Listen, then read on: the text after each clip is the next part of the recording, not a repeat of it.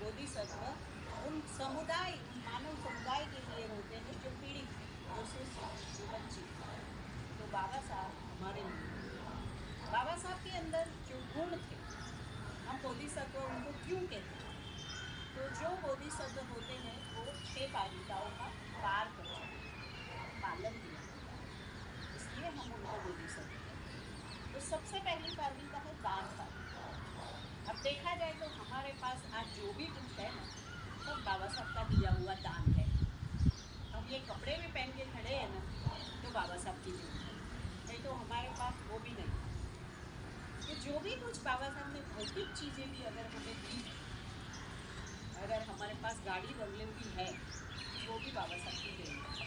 हम सब जानते हैं कि पहले सवर्णों की सोसाइटियों में हमें लोग नहीं, लेकिन आज हम शान से वहाँ करोड़ों रुपए के घर लेकर रह सकते हैं और वहाँ पर हम सबके साथ जी सकते हैं। तो ये भौतिक चीज़ें भी बाबा साहब ने हमें दी। बाबा साहब ने हमें शिक्षा का दान दिया। अगर शिक्षा न होती तो आज हम यहाँ पे खड़े नहीं। शिक्षित बने इसीलिए आज हम 2 शब्द बोल सकते हैं। नहीं तो महिलाओं को शिक्षा लेने का अधिकार हमारे पुराने धर्मों में नहीं, उनकी भी महिलाओं को, यानी इतनी जड़ थी उनकी मानसिकता कि उनको मालूम है कि महिलाएं अगर शिक्षा ले लेगी तो हमारे सामने खड़ी होगी, अधिकार लेगी।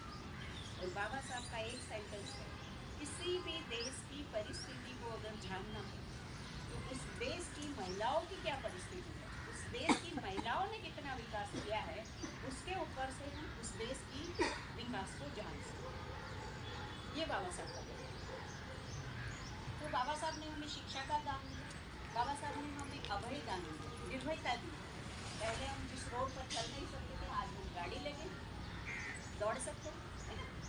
आज हम अच्छे कपड़े पहन सकते हैं, आज सभी लोगों के बीच में हम रह सकते हैं, है ना। हम आज प्रवचन दे सकते हैं, अपनी बात रख सकते हैं।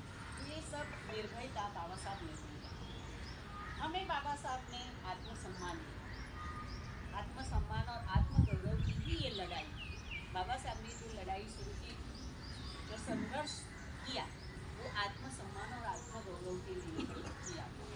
सबसे महत्वपूर्ण दान बाबा साहब ने 14 अक्टूबर 1956 अशोक विजयादशमी के दिन नागपुर में बौद्ध धम्म देकर, क्योंकि बाबा साहब जानते थे कि संविधान के माध्यम से हमें गाड़ी, बंगले, नौकरी, राजकारण में जाने का अधिकार, शिक्षा सब मिला है, लेकिन इन सब को अगर कोई संभाल सकता है तो वो है धर्म। अगर हमारे पर नेचुरल मोरालिटी, नीतिमत्ता नहीं है, शील नहीं है, समाधि नहीं है, प्रज्ञा नहीं है, तो हम इन सब भौतिक चीज़ों को नहीं संभाल पाते जो हमें बाबा साहब ने दी। क्योंकि कोई भी व्यक्ति अगर शीलवान नहीं है तो वो अपने पैसों का दुरुपयोग करेगा, या तो वो दारू पिएगा या जुआ खेलेगा, है ना। तो बाबा साहब ने हमें इसीलिए धम्म दिया, क्योंकि धम्म इंसान की सोच को बदल देता है। धम्म इंसान को जागरूक करता है कि कैसे जीना चाहिए, कैसे हम शीलवान होकर जी सकते हैं, कैसे हम ध्यान लगाकर एकाग्र होकर एक काम में, एक समय में एक काम में चित्त लगाकर उस काम को बखूबी अच्छा कर सकते हैं, कैसे हम प्रज्ञा को प्राप्त करके हमारे अज्ञान को काट कर हम ज्ञान की ओर बढ़ सकते हैं। तो धम्म हमें ये सिखाते हैं। तो बाबा साहब ने हमें सबसे बड़ा दान धम्म दान दिया। सभी दानों में सर्वश्रेष्ठ है धम्म दान। धम्म हमारी सोच को बदल देता है। जब हमारी सोच बदलती है तो हम प्रगति करते हैं। दूसरी उनकी पारमिता थी शिलाचार। अब बाबा साहब का संपूर्ण जीवन नैतिकता से भरा हुआ है। उनमें विशुद्धि थी, वो एक शुद्ध इंसान थे, उनमें सत्यता थी, वो सत्य थे, सत्य बोलते थे हमेशा। कभी भी बाबा साहब ने अपने पद का दुरुपयोग नहीं किया। वो कानून मंत्री बने, भारत के पहले कानून मंत्री, लेकिन बाबा साहब ने कभी भी अपने जीवन में रिश्वतखोरी नहीं की। कभी भी कोई भी इंसान उनके ऊपर उंगली नहीं उठा सकता। हम लोग, मैं तो उत्तरी रत्न बहुत महासंघ में हूँ, तो हमारा मेन सेंटर लंदन में है। तो जब लंदन के हिथ्रो एयरपोर्ट पर आप उतरते हैं ना, तो वहाँ जो लोग हमें लेने आते हैं ना, वो जय भीम के नारे लगाते हैं। तो हम सोच में पड़ जाते हैं कि लंदन में क्यों जय भीम के नारे लगे हैं? बाबा साहब को इतना जय भीम करके क्यों नारे लगा रहे हैं? बाबा साहब को लंदन के लोग क्यों मान रहे हैं? जब उनको पूछा गया तो उन्होंने बोला कि बाबा साहब ने संविधान बनाया आपके देश का, इसलिए हम नहीं उनको सैल्यूट करते। बाबा साहब ने आप सबको अधिकार दिए, इसलिए हम सैल्यूट नहीं करते। बाबा साहब दुनिया के 6 विद्वानों में से एक विद्वान थे और भारत के प्रथम विद्वान थे, इसलिए हम उनको सैल्यूट नहीं करते। पर बाबा साहब शीलवान थे। बाबा साहब का जीवन ऐसा है कि उनको उनके शील के बारे में कोई भी उंगली नहीं करती। एक बार रात को 12 बजे बाबा साहब कुछ लिख रहे थे और दरवाजे पर दस्तक हुई। बाबा साहब ने दरवाज़ा खोला, एक महिला सामने खड़ी, वो रो रही थी कि बाबा साहब चलो जल्दी से, मेरे पति बीमार है और वो हॉस्पिटल वाले मेरे पति को एडमिट नहीं कर रहे। बाबा साहब ने तुरंत ही अपनी गाड़ी की चाबी निकाली, उस महिला को लेके हॉस्पिटल गए, उनके पति को हॉस्पिटल में एडमिट कराया और फिर घर आए। ये ऐसा किसी भी महिला का, किसी गैर पुरुष का 12 बजे दरवाज़ा खटखटाना ये क्या दिखाता है कि वो कितने सीलवान थे कि उनके घर का दरवाज़ा 12 बजे भी कोई महिला खटखटा। एक और उदाहरण दूँ मैं, जब बाबा साहब एक बार अपनी गाड़ी लेकर नानक चंद नट्टू, उनके जो सेक्रेटरी थे, उनके साथ जा रहे थे, तो रास्ते में उन्हें प्यास लगी। तो उन्होंने नानक चंद को बोला कि जाओ मेरे लिए पानी लेके आओ। तो जब वो पानी लेने गए तो पानी कहीं पर भी मिला नहीं। तो जब बाबा साहब एक बार अपनी गाड़ी लेकर नानक चंद नट्टू, उनके जो सेक्रेटरी थे, उनके साथ जा रहे थे, तो रास्ते में उन्हें प्यास लगी। तो उन्होंने नानक चंद को बोला कि जाओ मेरे लिए पानी लेके आओ। तो जब वो पानी लेने गए तो पानी कहीं पर भी मिला नहीं। तो वहाँ पर एक आदमी नीरो बेच रहा, तो उनको लगा कि चलो कोई नहीं तो नीरो ही पिला देता हूँ बाबा साहब को। तो वो ग्लास में नीरो लेके बाबा साहब के पास गया।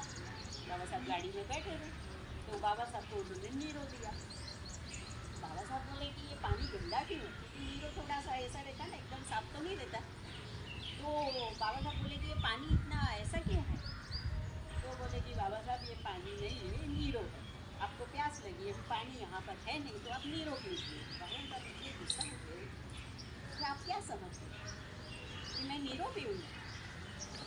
अगर मेरे समाज को कल को पता चलता है कि बाबा साहब ने नीरो पिया था, तो मेरा समाज सोचेगा कि फिर ताड़ी पीने में क्या प्रॉब्लम है, क्योंकि वो जब नीरो फट जाता है 12 बजे के बाद तो वो ताड़ी हो जाता है, दारू हो जाती है ना। तो बाबा साहब इतने जागरूक थे समाज के लिए, क्योंकि महापुरुषों का ही आचरण का लोग अपने जीवन में उतारते हैं। तो बाबा साहब इतने जागरूक थे कि उन्होंने नीरो भी नहीं। तो इस तरह से बाबा साहब के शीलाचरण के बारे में अगर हम कहें तो वो इतने सीलों के पक्के थे। तीसरी बात है शांति पारमिता, यानी सहनशीलता। बाबा साहब सहनशीलता इतनी थी बाबा साहब के अंदर कि जीवन भर कठिनाइयों का उन्होंने सामना किया। उन्हें दोष भी दिए गए, उन्हें बदनामियाँ भी मिली। एक समय ऐसा भी आया कि भारत में सर्वाधिक द्वेष किया जाने वाला व्यक्ति बाबा साहब, उनके प्रति सारे भारत में द्वेष हो गया था, क्योंकि बाबा साहब हमारे अधिकारों के लिए लड़ रहे थे और सबके लिए वो दुश्मन बन गए। तो बाबा साहब के ऊपर तब सबसे ज़्यादा द्वेष किया गया, उनको बदनाम किया गया। लेकिन इन सब के बावजूद भी बाबा साहब सहन करते रहे। कभी भी बाबा साहब ने एक चाटा तक किसी को नहीं मारा, न तो किसी को बाबा साहब ने अपशब्द कहा। बाबा साहब के पास इतने सारे लोग थे महाराष्ट्र में कि बाबा साहब चाहते हैं तो कुछ भी कर सकते हैं, उनकी एक आवाज़ पर लोग कुछ भी कर सकते हैं। लेकिन बाबा साहब हमेशा सहनशील रहे। तो शांति पारमिता सिखा सकते हैं बाबा साहब। चौथी पारमिता है वीर्य। वीर्य माने शक्ति, बल। अभी हम सब जानते हैं कि महाराष्ट्र के लोग बल के बारे में बहुत जाते हैं, है ना। शिवाजी का नाम आता है ना।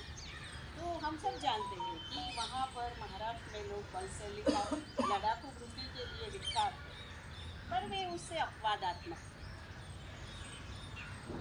उनके साथ लाखों लोग थे, उन्होंने कभी भी बल प्रयोग नहीं किया। वो चाहते तो बल प्रयोग कर सकते थे, उनके एक इशारे पर लोग लाठी डंडा उठा सकते थे। लेकिन जब महाड़ का सत्याग्रह हुआ पानी के लिए, तब लोगों को, हमारे लोगों को दूसरे लोगों ने मारा, लेकिन फिर भी बाबा साहब ने मना किया कि किसी ने भी सामने हथियार नहीं उठाना। स्वयं बाबा साहब को भी चोट लगी, लेकिन बाबा साहब हमेशा सहनशील,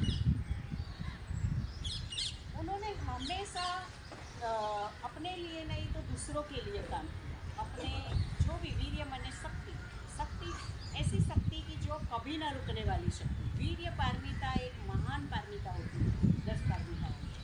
ये ऐसी शक्ति होती है कि जो कभी ना रुकने वाली होती है, जिसको कोई नहीं रोक सकता। लेकिन बाबा साहब ने कभी भी इसका दुरुपयोग नहीं किया। 5वीं पारमिता है समाधि। कुछ लोग ऐसा मानते हैं कि बाबा साहब ने जीवन में कभी ध्यान नहीं किया, लेकिन नानक चंद रत्तू कहते हैं कि बाबा साहब हर रोज़ सवेरे बुद्ध के सामने बैठते थे, बुद्ध वंदना करते थे और थोड़ी देर शांति से आंखें बंद करके बैठते थे। बाबा साहब योगा भी करते थे, लेकिन बाबा साहब ध्यान भी करते थे। तो एक बार बाबा साहब ने बताया था भगत आनंद कौशल्यान को कि आपको भगवान बुद्ध की कौन सी प्रतिमा पसंद है। तो भगवंतानंद कौशल्यान ने कहा कि मुझे ध्यान मुद्रा पसंद है। तो बाबा साहब ने कहा कि हाँ, ध्यान जरूरी है, कि ध्यान के बिना तो बुद्ध को हम कल्पना ही नहीं कर सकते। ध्यान नहीं होता तो बुद्ध बनते नहीं सिद्धार्थ। लेकिन मुझे आज के भारत के लिए चलती मुद्रा में जो चारिका करते थे भगवान बुद्ध, घर घर जाकर और धम्म बताते थे, ऐसी चलने वाली मुद्रा मुझे पसंद है। और उसी बात पर हमारे संघ के ब्रह्मचारी लोक मित्र ने 56 फुट ऊंची मूर्ति नागलोका में लगाई है, चलती हुई मुद्रा, क्योंकि बाबा साहब को वो पसंद थी। तो 56 साल जब हुए थे बाबा साहब की धम्म क्रांति को, तो वो नागलोक में, नागपुर में कामठी रोड पर लगाई है चलती हुई मुद्रा में, और वो प्रतिमा बहुत ही आज फेमस हो गई है। तो बाबा साहब हमेशा एकाग्रता के लिए, मन की एकाग्रता के लिए सम्मान के योग्य है। जीवन भर उनके मन में एक ही विचार से प्रेरित था कि समानता स्थापित करनी है, और जिसका संकल्प उन्होंने संकल्प भूमि पर किया। यहाँ से उनकी समाधि की शुरुआत हुई। 1917 में इसी संकल्प भूमि से उनकी समाधि की शुरुआत हुई, क्योंकि एकाग्रता से कोई काम किया जाए तभी वो पूरा होता है। तो यहाँ से उनके संकल्प की, सम्यक संकल्प की शुरुआत हुई, और इसका समापन दीक्षा भूमि पर 14 अक्टूबर 1956 को बौद्ध धम्म की दीक्षा ग्रहण करके हुआ। इतनी लंबी समाधि, देखो कभी बाबा साहब भूले नहीं कि मेरे समाज को मैंने समानता का अधिकार दिलाना। यहाँ पर जो संकल्प लिया, हालांकि वो कभी बड़ौदा आए नहीं, लेकिन यहाँ पर जो संकल्प उन्होंने लिया वो कभी भूले नहीं। और दीक्षा भूमि पर उन्होंने वो समता, स्वतंत्रता और समानता का जो उनको स्थापना करना था, यहाँ पर जो संकल्प लिया था वो उन्होंने दीक्षा भूमि पर 14 अक्टूबर 1956 को पूरा किया। इसलिए